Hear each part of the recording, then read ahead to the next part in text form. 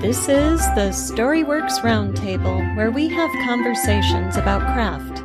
Because becoming a successful author begins with writing a great story.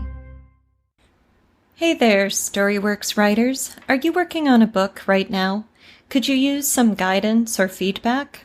I have developmental editing and coaching services for every writer, at every stage of their career, at any time in the writing process, from single session coaching to full developmental editing packages.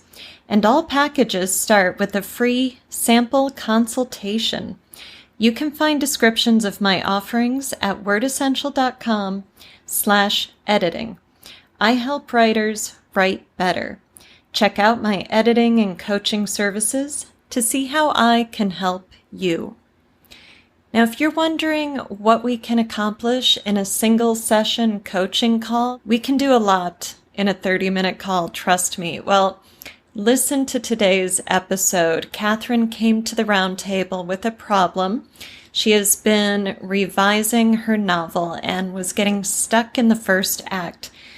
So we workshopped it. And I think by the time we started talking about her book to the end of the podcast, or to when she felt satisfied, I think it was about 15 minutes, definitely not more than 20. And I love workshopping and letting you listen in on this workshop, because taking the specific questions Kathryn has about her manuscript gives us a real context and real examples for exploring the larger, more general issues of storycraft. And so you get this nuts and bolts understanding of what we're talking about through Kathryn's specifics, and then you get to extrapolate those and apply them to your own specifics, to your story, your setting, your characters. So I hope you enjoy this episode. I know you're going to learn something great. Hello and welcome to this week's Storyworks Roundtable. Today, Kathryn and I are going to do a session on the opening act, the first act of Kathryn's novels. We're going to go a little freeform here, talking about the craft of the first act. But before we get into our topic, I wanted to share a little anecdote from my life. We did, I guess it was in about mid-December, we recorded, or maybe even before that, we did our New Year's episodes where we talked about writing life, and I made a very strong statement that you have to prioritize your writing. You have to put your writing first because nobody else will. And I do believe that in my heart of hearts. But it was kind of like the universe said, "Oh, really? All right, let's put you to the test here, Alida. Let's throw something in your lap and have fun with that." So on December 27th, my mother broke her ankle. She's going to be fine, but still, broken ankle, pretty serious. And she's 74, and my father has dementia, and she's his caretaker. And so she just had surgery, and, I spent several days at my parents' house doing caretaking and such. And so anyway, between basically Christmas and now, there have been a lot of doctor's appointments and a lot of things, added responsibility in addition to all the other responsibilities of my life. And we're looking at about a 2-month recovery period when she can't put weight on her foot, she can't drive. My father can only be so helpful because of his dementia and such. And so it was kind of like my life blew up in a very sudden and unexpected way. So some things have had to take a back seat. Fortunately, my writing, I have not dropped it, but yeah. So, if I'm a little less present in some way, email, newsletters, Facebook, whatever, there you go. So that life happens thing, right? It's like every time you think you have something figured out, something else is going to happen that yes. throws you off trajectory, and you're like, okay, now how can I just angle this back around so that not too much gets lost? And Right. yeah, totally. Yes, and it definitely feels like a trial. Like, all right, you talked the talk, can you walk the walk? We're gonna we're gonna put this on you right now. Right. How are you gonna live up to it? So yeah. Wow. Yeah. So there you go. And yeah, we'll check back in a couple of months and I can say with hindsight, here's how it went. We got through it. There you go. So already an update on the new year, on 2020. I know, right? Yes. That's the way the world works. Right. So opening acts, Kathryn, set us up here. What do you want to talk about? All right. So I am in the thick of revision mode for my novel, and I'm loving it and hating it all at the same time because I'm second guessing everything that I'm doing. But it's a fantastic second guessing. So it's one of those things, the process I'm working through and enjoying. And I just finished reworking Act 1. Okay. And it probably needed the most work when I re-outlined and re-looked at the structure of what I had. Act 1 was definitely struggling because I could tell I didn't quite know what I was doing yet, and so I went in with all the gusto and I figured out, here's a great hook, like introducing you to my character, like that's fantastic. And then, oh man, here's a great inciting incident that just knocks them over and they have to come back up and oh, here they go heading off into their adventure. But I'm really struggling with those middle points with the setup of like, here's their normal life. Like, here's my character. Welcome to their world. The kind of like shake hands moments. Yep. And then I've had my inciting incident, but they're not quite leaving yet. They have to do that kind of like back and forth. Do I really want to do this? And then I feel like I'm struggling with one, how long should that be? How many scenes, how many things do I need to present to the reader for them to feel comfortable in my world with my character?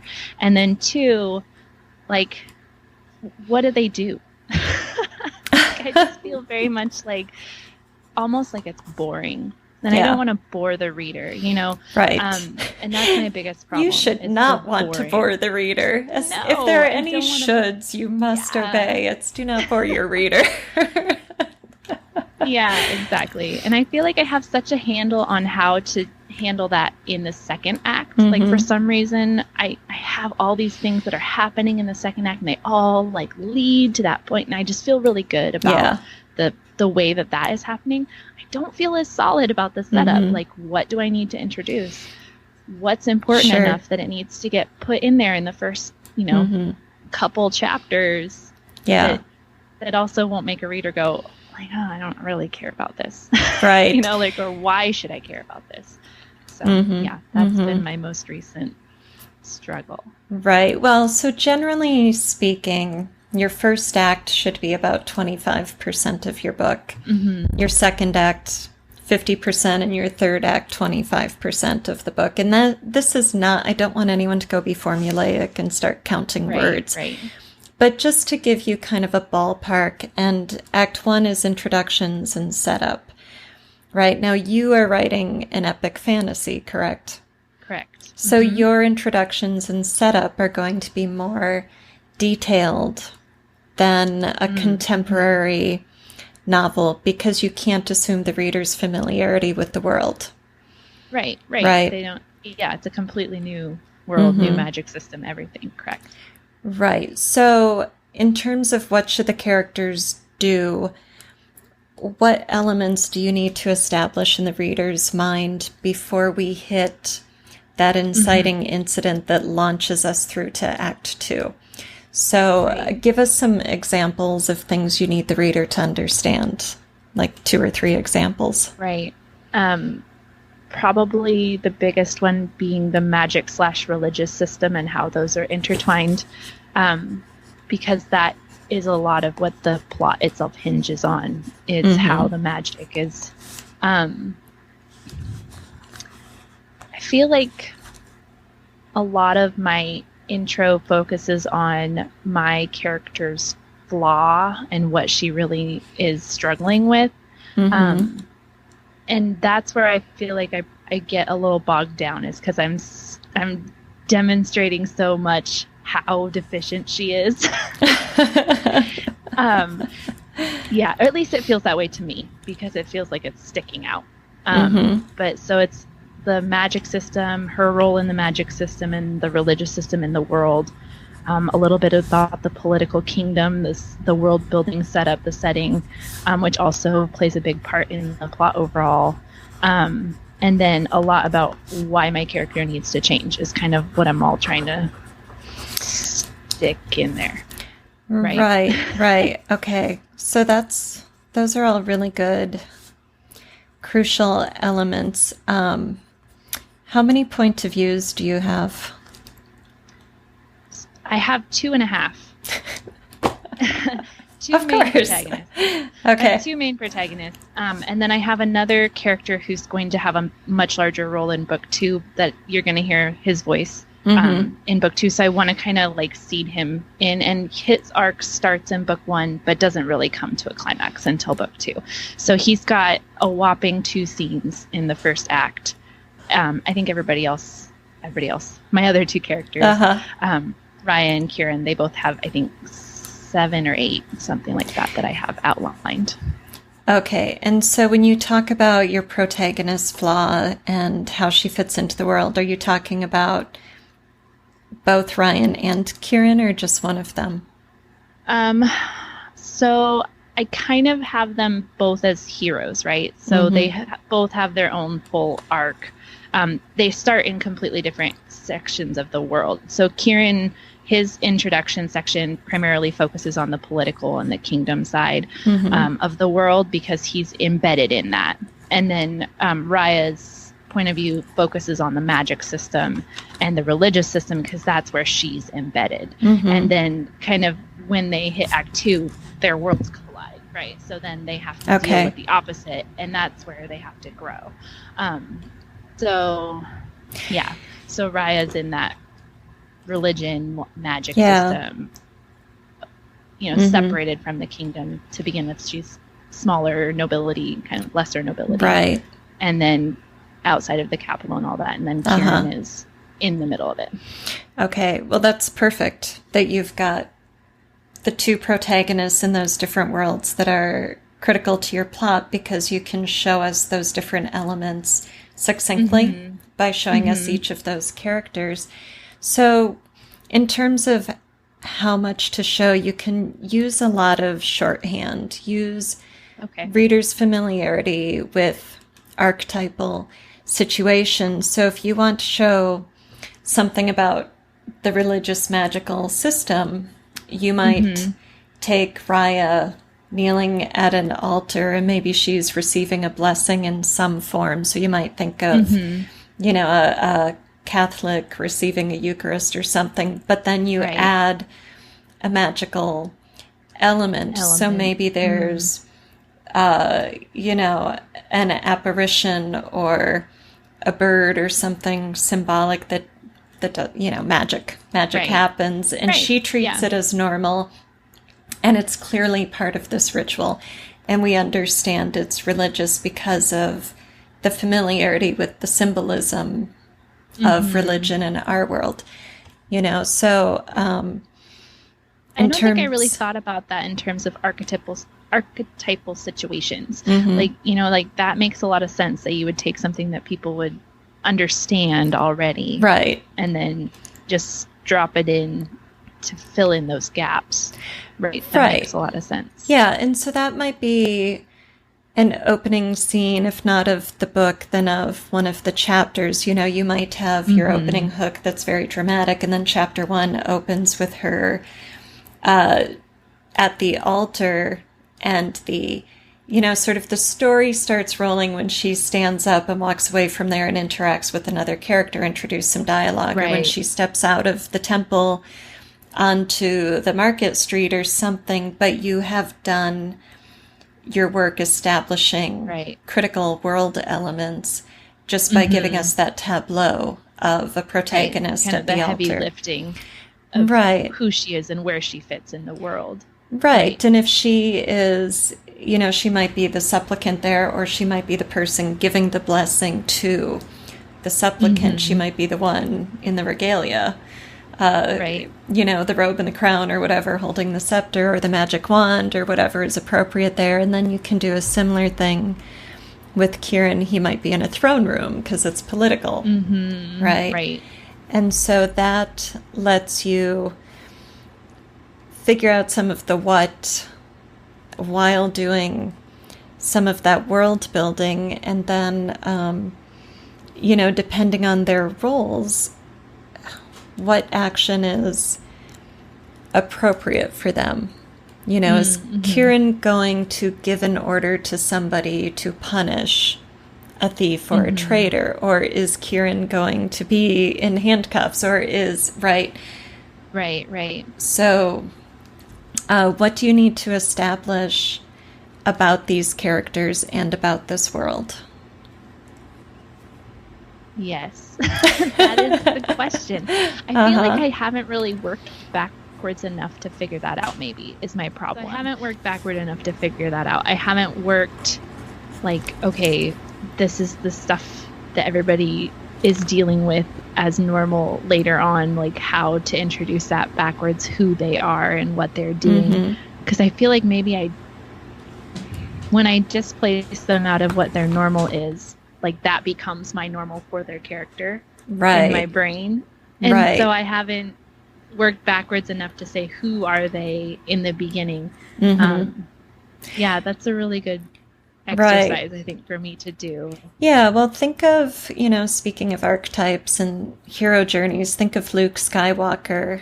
When we meet him in Act 1, he's our typical teenager, and his uncle is nagging him about doing chores. Now, the uncle is a throwaway character. He dies right away before anyone has any emotional attachment to him. But we understand what his death means to Luke, the boy on the verge of manhood, right? And we also meet Obi-Wan Kenobi in Act 1 before we know how important he's going to be in Luke's life, but he's established as somebody in Luke's world.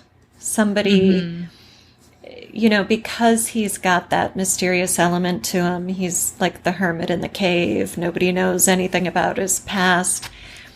It's a safe guess that he's going to be important to Luke. So think about not only where your character comes from, but who would be present in their lives at this point, who will, answer some of the reader's questions about the roots, like Luke's uncle and aunt and the farm.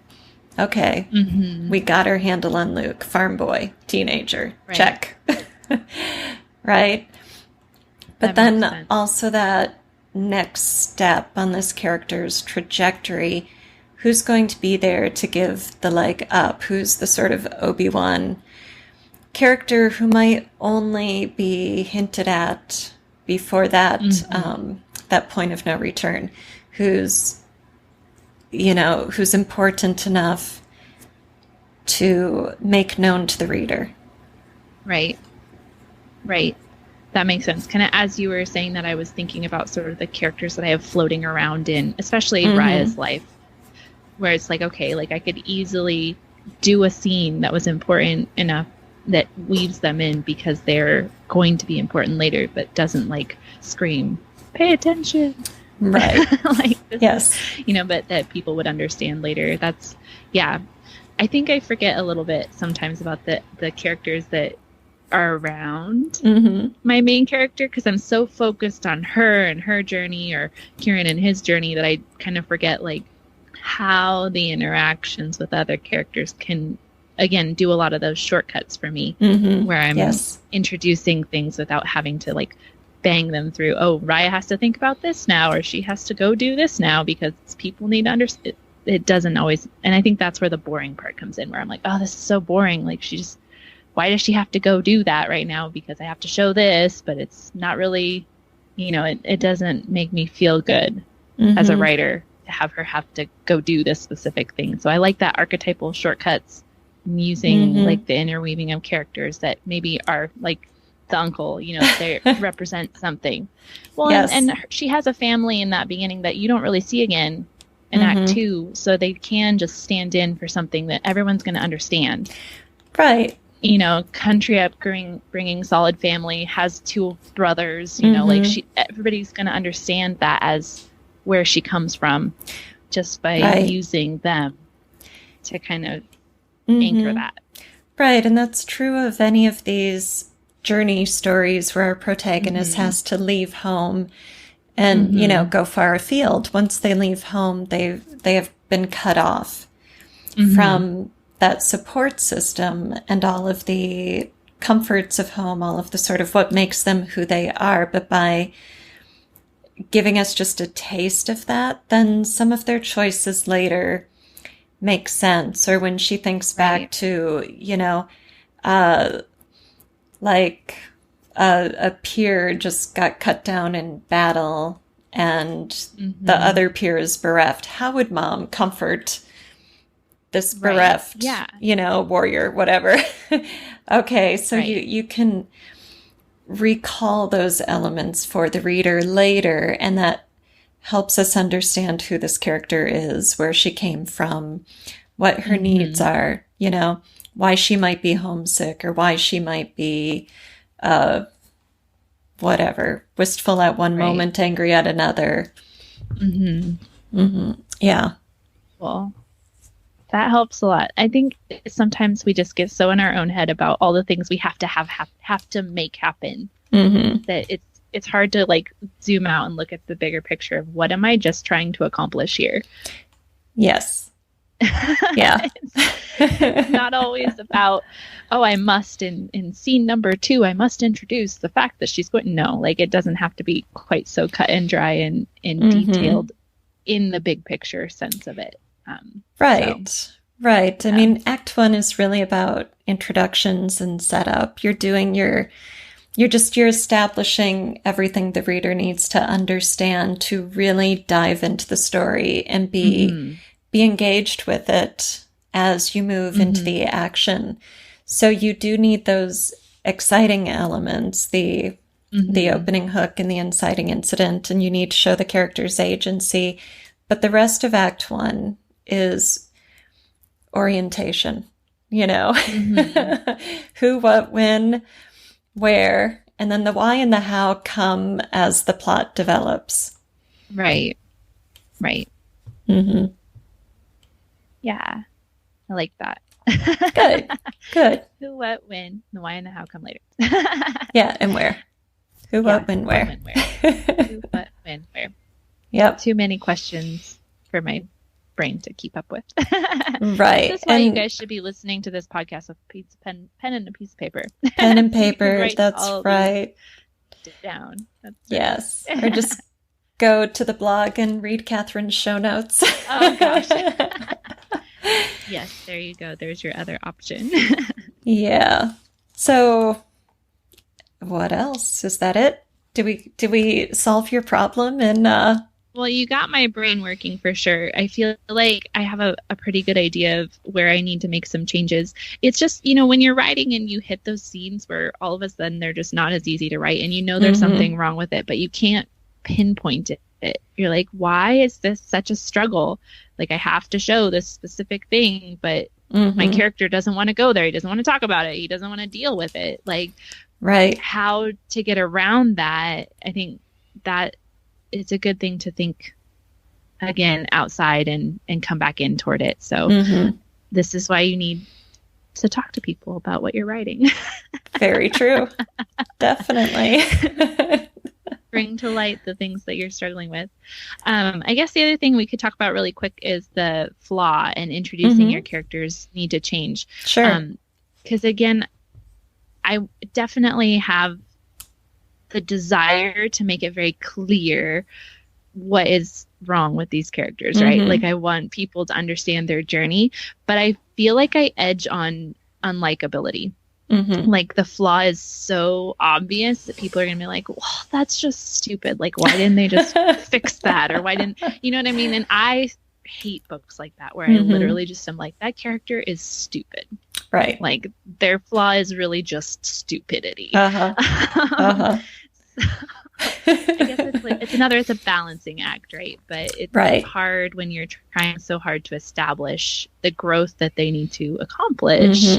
I think sometimes it's hard not to be heavy-handed, at least for me.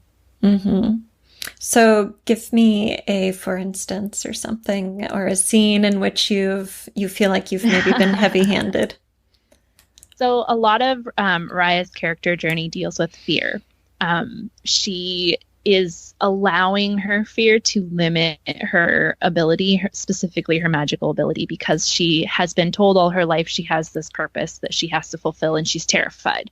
And so she has effectively eliminated her ability to perform that purpose by being so afraid, and so everything is going wrong because of that. But I feel like she just reacts in fear to everything in Act 1. Okay. So instead of having any like redeeming qualities or feeling like a strong protagonist we can get behind, she's just constantly terrified. And that's not what I want, because she's not necessarily a 100% fearful person. Right. She has just become afraid in this portion of her life, which has been pushed. You know what I mean? Yeah, so you might be spending too much time showing her in that specific portion of her life in Act 1. So you need to balance what you're showing the reader with enough of that to make your point, but then also show us what a competent, likable, whatever her good qualities are. The other thing you might do is re-examine the flaw, which leads to more revision, of course, but... Okay, I'm in the revision. Let's do it now rather than later. Yeah, definitely. Maybe instead of appearing fearful, she's so afraid that she's overcompensating, so she might appear forceful, but what's motivating that is overcompensating for how afraid she is inside, and maybe because it's magic, it needs to be finessed or surrendered to instead of forced. And so she might have some success with her magic, but then also lots of blunders because she's coming at it wrong. And, it might appear that her flaw is being arrogant or defensive, when in reality, she's afraid of not living up to this duty that she's been born into. Right. So you might need to say, what's the more interesting approach to this flaw? And if it's that kind of idea, then revise the scenes, revise how that flaw presents in her world and in her life, not just to the reader. Right. Yeah. And I could definitely see how, actually, honestly, if I went in that direction, it probably wouldn't even be more than a couple tweaks to be able to get that there and have it feel more authentic. So I'll definitely have to look into that, because I could see how flipping it. And again, this is where it helps to say things out loud. Right? Definitely. Because just flipping that one thing from her being timid to her being arrogant or almost like aloof can just change her entire... I really like that. I'm going to have to steal it. Good. Well, it's not stolen, it's given. That's right. Yeah. Yeah. Cool. Good. Yeah, and I think that's a more interesting approach to that flaw, too, because then the reader's first impression of her, it's going to be mixed no matter what, whether the first impression is she's timid or she's arrogant, plus likable in these other ways. But if the first impression of her flaw is that she's arrogant or too forceful, then there's that discovery process where the reader gets to know her better and realizes that she's covering that that's an insecurity, and then that's relatable and more interesting, I think, as a reader to discover that. Right. Definitely. Yay. Cool. Awesome. Well, anything else before we end this session? Well, those were my particular issues. I don't know if you have any others that you can that you see frequently with Act 1 issues, or things that aren't necessarily like your specific plot points, but that crop up in Act 1s?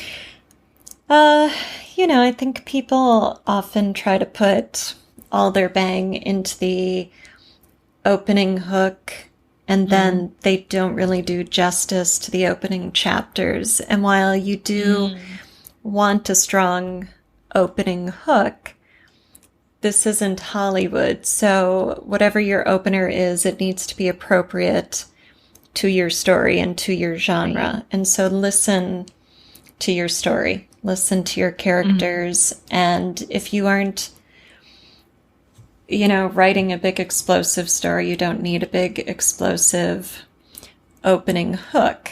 So, right. If it's a murder mystery, give me a dead body. If it's a thriller, give me an explosion. But if it's more of, I think Brian Cohen called it the Enlightenment climax, right? So if that's your genre, what does your opening need to be? It might read quiet, but it's still going to grab a reader. It's just going to grab us at a more subtle emotional level than at a big action level, So, do justice to your opening. Be mindful of your genre, but don't get blinded by expectations that don't apply to you. Do your world building work. There's a tongue twister for you. And don't get too long-winded. Make sure you show your protagonist agency as you cross that threshold into Act 2. That's where it all gets fun. Showing that agency. Oh, come on. Page 1 is fun. Yeah, agency is fun. That's true. I'll give you that. I thought you were saying Act 2 is where it gets fun. I was like, hey now. It's showing your character's agency. That's where it all gets fun. Right. Well, and if you can show your character's agency on the first page, right, even better. But keep in mind, that can be quiet. That can be subtle.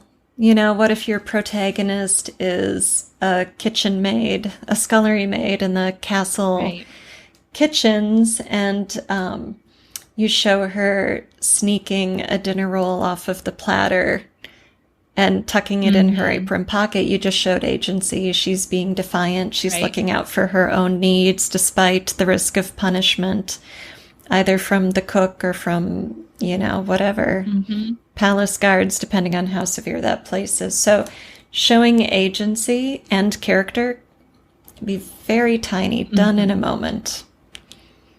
And very, very powerful. Yes, absolutely. Thank you for listening to the StoryWorks Roundtable. Find all our shows, show notes, and videos at storyworkspodcast.com.